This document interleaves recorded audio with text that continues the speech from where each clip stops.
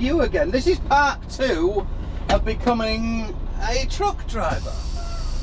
Playing back the video, I realised I didn't. God, man, it is toasty in here. We're still up at 31 degrees. So I've been home. I got home last night, and it's now 3:30 in the afternoon, and I'm going back to work. Which is the grand thing about running agricultural. I was running personal coming home, personal conveyance, because I was empty. I have been home, so this is Cedar Wool in my hometown, where I put the trailer, so I've just grabbed the trailer and going back up to work. I'm going up to Canada, who asked me to put the load on. Usually they get loaded, as you know, for us, but they're a bit busy. They've sent the local lads away because we're that busy, so I've got to nip up there and put that on. That's not a problem, get paid extra. So let's get back to being a truck driver. Being a truck driver. And I said on my video when I played it back that I've never worked 65 hours, but worked 65 hours. So that when I looked back, it didn't really make much sense. What I meant was, that's an old Bedford, isn't it? Bedford in a Citroen badge. Yeah, it's a Bedford. That's an old Bedford TK. Huh. Anyway, going back,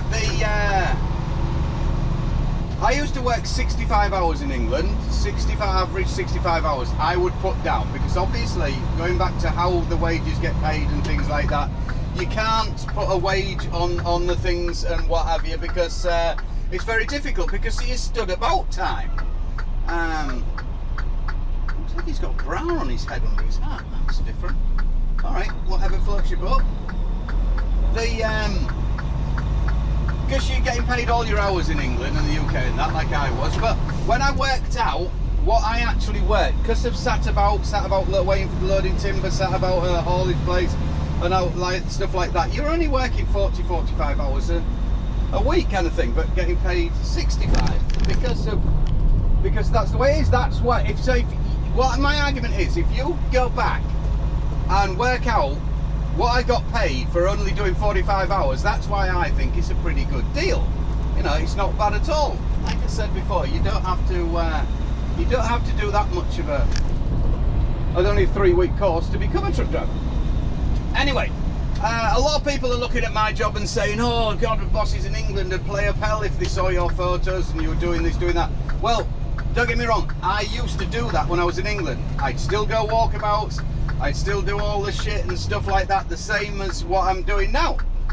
It is a lot easier in England. In America, I'll tell you, because of the simple reason, it's a lot bigger place.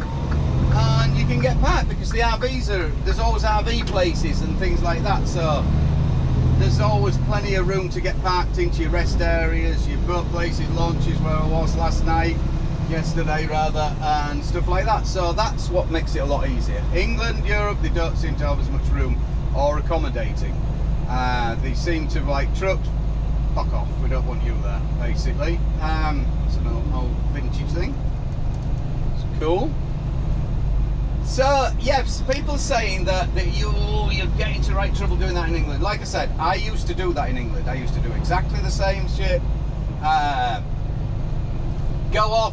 What it is you work like fuck. When you've got a free range, depending on what companies you work in, some companies, probably Stovac's, wouldn't appreciate you doing it. I don't know, but if you get the job done, what the shit's it matter? You know what I mean? As long as my delivery's getting there, all my stuff's getting where it's meant to be, I'm getting them off, I'm getting back.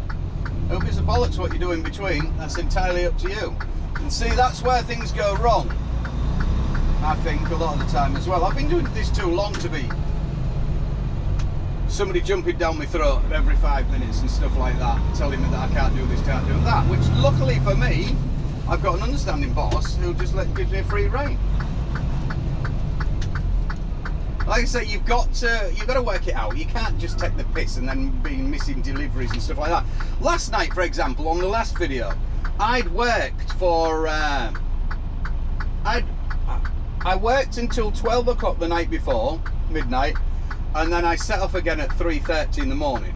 I was running agricultural so far out, and then personal conveyance back. So, you know, I'd done a shit. I'd started at 3:30 in the morning. I got all my loads off by 12 o'clock midday. I was right in the southeast, 400 miles from home, well 350 from the my house, but I got everything off by then. So I knew then that I've got free time until this afternoon, until my next load is ready. So I could have stayed over there until this morning if I wanted. If I wanted to get home to my family, you know, I could have stayed there, and that wouldn't have been a problem. As long as I'm here to pick my next load up, who gives a flying? That's the way it works. And seriously, these local stuff, like I said before, I'm earning just as much money doing locals as I am going away, which is the same in England. You know, there's a lot of money to be, the guys are earning just doing local shit now. The same stuff, rather than going over the road and that. But it's up to you. The job is entirely up to you if you like going over the road. I like doing distance, but at the moment the money's there, and in this I do like doing my long distance, and I like earning big money. But the only big money is if you're working hard and putting lots of hours in, because like I said before, I'm on mileage out here. I'm not on an hourly rate such as in the UK or Europe.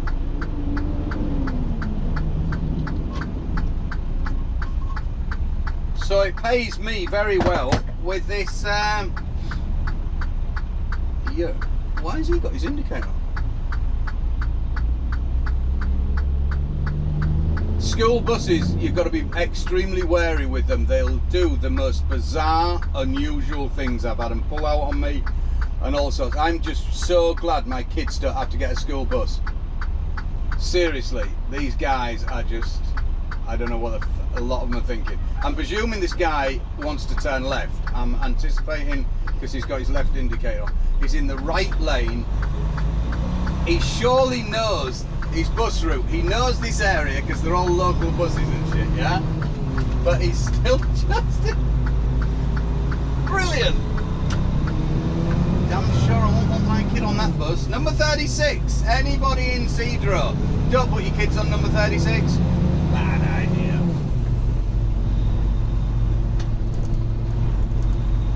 So there you go. I got 42 miles up to the yard. Sumas. Grab my trailer. Nip over the border, chuck that on.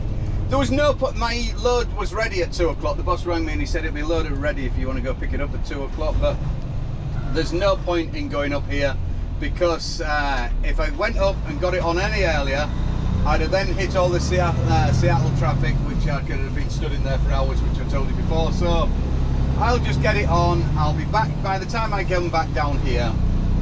I'll be going through Seattle about 7 o'clock, something like that. It's about 4 hours by the time I've been up and turned around and got back down here. So before 4 o'clock, 5 hours up, 7, 8 o'clock, ideal time.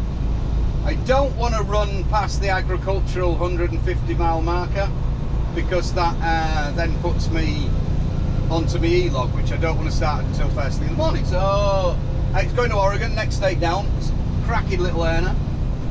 This, I should be home tomorrow night or something like. And then we're having the weekend off. That's going to be grand. I think we're going up over the mountain pass, over the Cascade Mountains and stuff like that. It's really pretty. Excellent. It closes down in October, usually that road, because of the snow. It's that high up. So October it's shut down until March.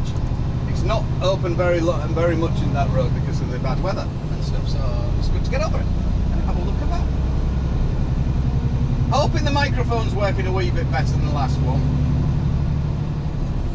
So anyway, yeah, that is on the driving thing. Get back to the question in hand. Driving. It's how you treat the job. It really, really is. But don't expect, being a new driver, going into a new company and just doing your own shit and stuff like that. People don't like that. All companies don't like that, you know what I mean? Some like to be the boss. Some like to be the boss over here and a bit dictated and stuff like that. Some don't. You've got to feel the ground and see what you think to it, you know what I mean, before you start doing your own shit. Get established and then see where it happens. At the moment, well, it's been like this for years, to be fair. Driving, it's your driver's time at the moment because of the driver shortage. But it doesn't mean you can, you know, take the total piss or anything like that. Because the way the world is, and always wanting drivers, you can jump out of one. I know friends who jump out of one job, changing them all the time. One year, 2 years, then they go to another company. I ain't that kind of person. You're one or two people. You either do that a lot, it's entirely up to them. I probably had about 6 jobs in my whole driving career. 2 of them was, one company went bust in Spain, so I had to leave that company, obviously. And the other time was leaving the job in England to go out to Spain. So, you can count that down to 5 now, about 4. So, yeah, I'm not a big jumper of, to be fair, at the end of the day, it's just a different phone number, a number on the side of the truck, address.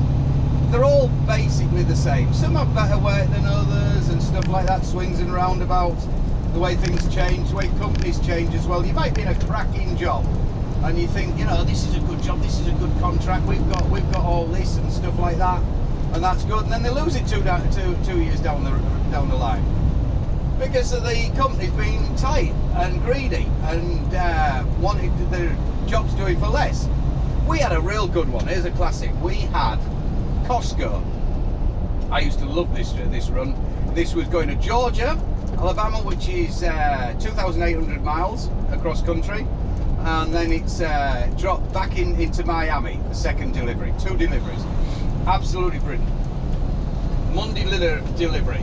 Didn't have to leave home. I used to until Thursday.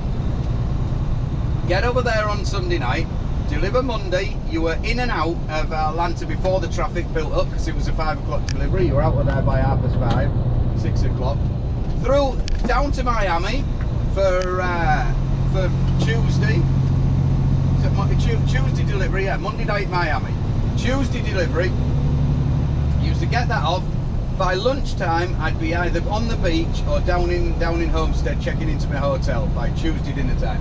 Dropped my trailer in the farm and everything was good, That was absolutely brilliant. But we lost the contract.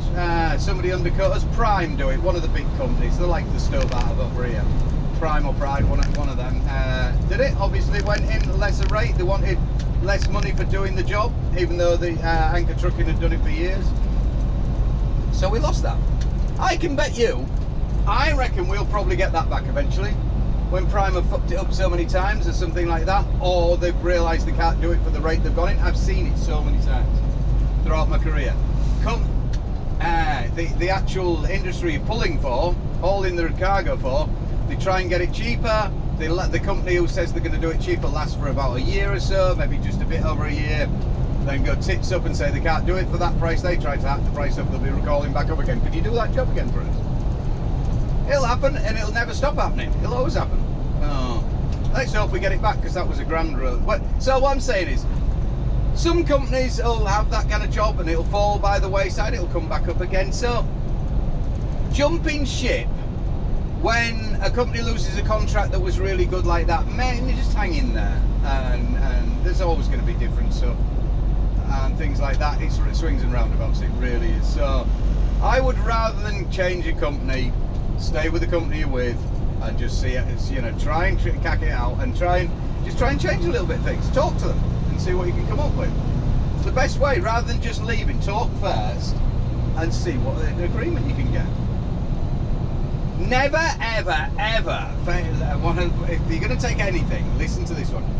Never have a rear up. If you're going to leave a company and you have a disagreement about something isn't going your way, blah, blah, blah, or their way or whatever, and you have a big fallout, do not rear up. Do not have an argument. Do not start chucking all your teddies out the pram and shit like this. Seriously, this is a big, big no-no in the industry. I've seen drivers fuck up doing this, seriously, and they haven't been able to get a job.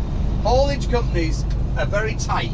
If you're in a little town or even Hull or anything like that, you fuck up at a company in your town or surrounding city or something like that, they'll soon know what you've done wrong. So, such as that guy, what was his name, who they fucked with my money, dropped his trailer.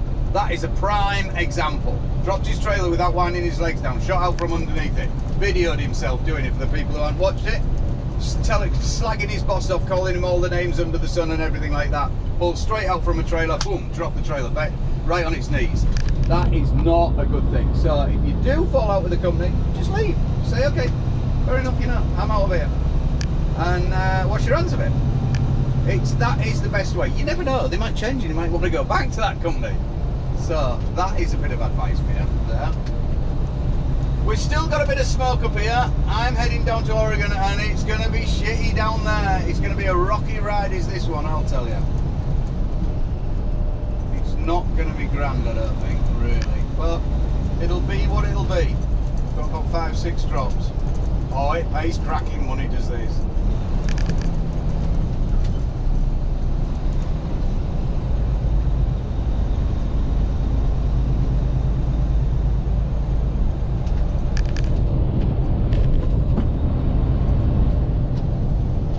This is the back road from, I can go up the freeway, which is slightly to the west, but this is nice as this coming up here.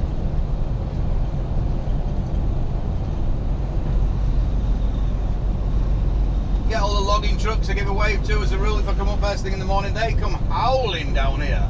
You got to tuck in a bit when you're coming up here first thing in the morning, because them guys are on it.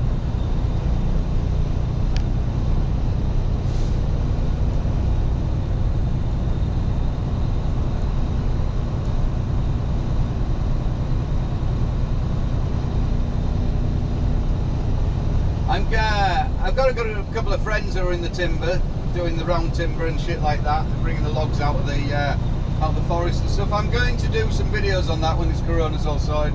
I know I can get a ride up with a couple of them, or take my quad up there and have a look and video it. That's some interesting stuff. Bringing them logs down. Them guys have got fucking big balls. Big balls, I'll tell you. So that's it. Wash your bloody hands. Hope you take heed on some of it. If you don't forget as well, subscribe. Put a thumbs up if you like it. Put a thumbs down if you don't like it. If you don't like it, give me an explanation in the comments. I can't reply to all of them, but I'll try to get to some of them. I've been, like I say, I've been flat out with the flowers at the moment. But just put a little thumbs up. Give me a little comment. See whether you agree with what I say. Let's have a little chat about it and see what we can come up with. This is, I'm open to everybody's opinion, and I'm the West opinionated person going, you know. So, your little comment down there. I don't want